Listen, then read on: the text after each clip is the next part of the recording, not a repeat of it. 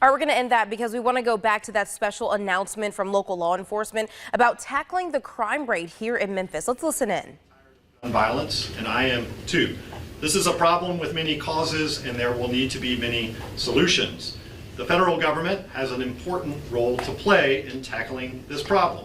One way we do it is by vigorously enforcing federal firearms laws. It's something my team works hard on every day, working hand in hand with all of these partners behind me. Today, I would like to announce the results of an important violent crime reduction operation carried out in Memphis and Shelby County over the past several months.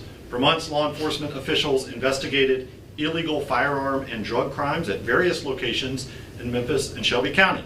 The ATF led this operation, and they were assisted by other partners who are represented here. This was a data-driven operation. The ATF used data from various sources to identify areas with a high density of firearm-related crime.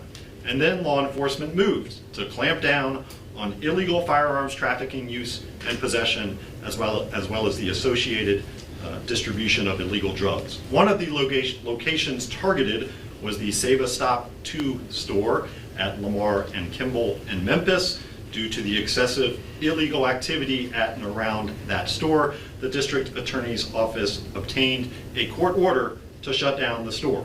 The district attorney general will speak more about that in a moment. We are announcing here today 9 federal indictments charging 21 individuals in this district with federal crimes. These charges stemmed from this extensive, targeted, and sustained effort. As part of this investigation, federal agents purchased or seized 91 firearms, 6 of which were outfitted with illegal machine gun conversion devices or switches designed to convert a firearm to a fully automatic weapon.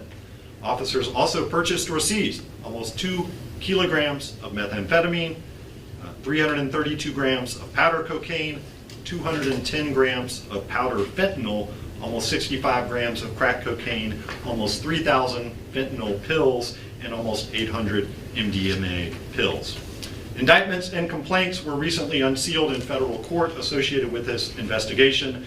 We are distributing materials today with further details, but I'd like to highlight just a few of these cases. In one case, 2 defendants were charged with engaging in the business of dealing firearms without a federal firearms license and for being felons in possession of a firearm. One of those defendants was also charged with distribution of drugs and possessing firearms in furtherance of a drug crime. In another case, three defendants were indicted together on drug distribution charges. 2 were charged as felons in possession of firearms and for possessing firearms in furtherance of a drug crime. 1 was also charged with illegal possession of machine guns and with possessing a firearm in furtherance of a drug crime. And 1 of those was also charged with using a premises for the purpose of manufacturing or distributing drugs. And in yet another case, 7 defendants were indicted together. 4 were charged with being felons in possession of firearms. 4 were charged with distribution of narcotics. And 2 were charged with possession of machine gun conversion devices. 1 of those was also charged with carrying a firearm during and in relation to a drug crime.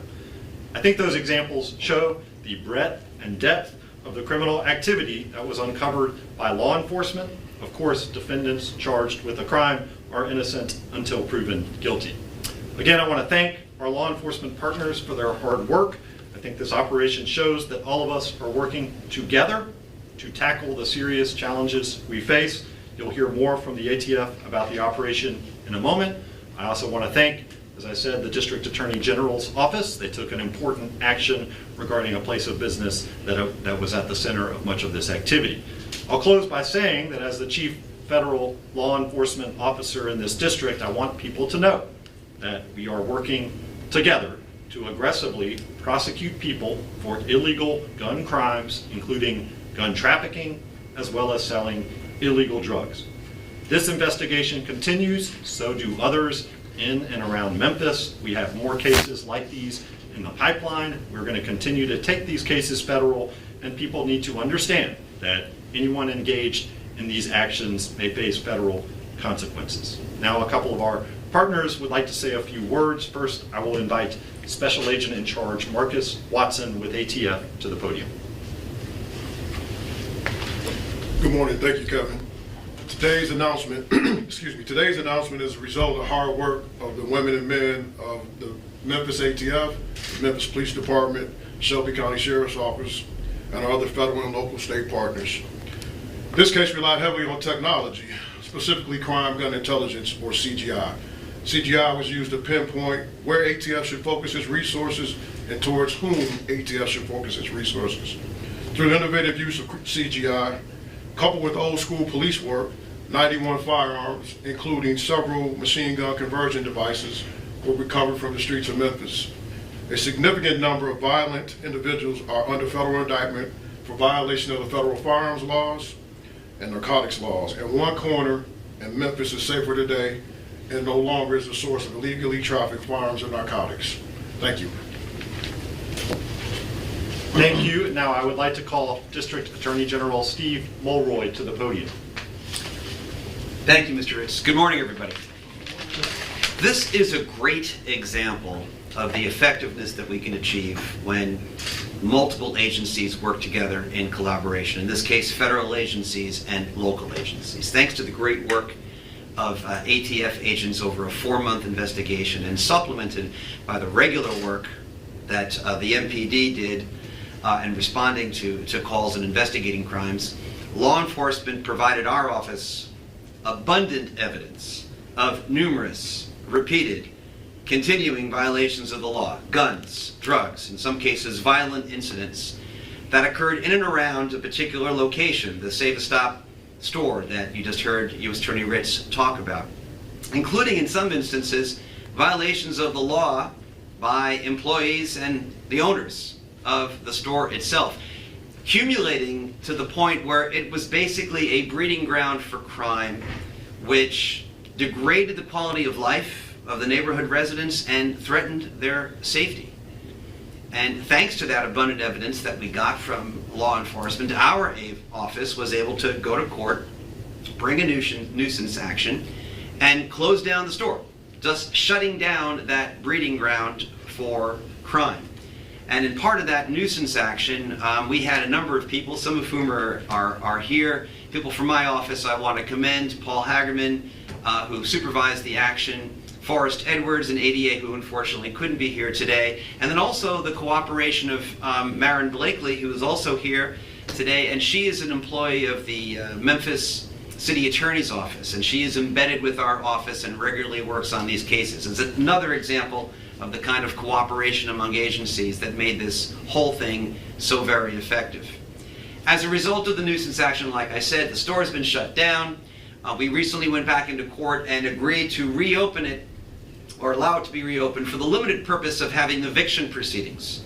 It is our hope that that store will be run in the future by law-abiding management who discourage illegal activity rather than fostering it, and who serve the community rather than preying on it. Now, obviously, as the U.S. Attorney already correctly said, people are presumed innocent until proven guilty, but we believe that what we're doing today, or what we already did, addresses a concern about neighborhood safety. And I want to commend and thank the U.S. Attorney's Office for taking the next step in bringing those indictments of the people who were most involved. And I want to commend also the ATF and all the other partners. It's my hope that this is not the last time that we will do this. We did our part. The U.S. Attorney is doing his. It's my hope that there'll be further collaboration in the future as we all work together collaboratively to make Memphis safer. Thank you.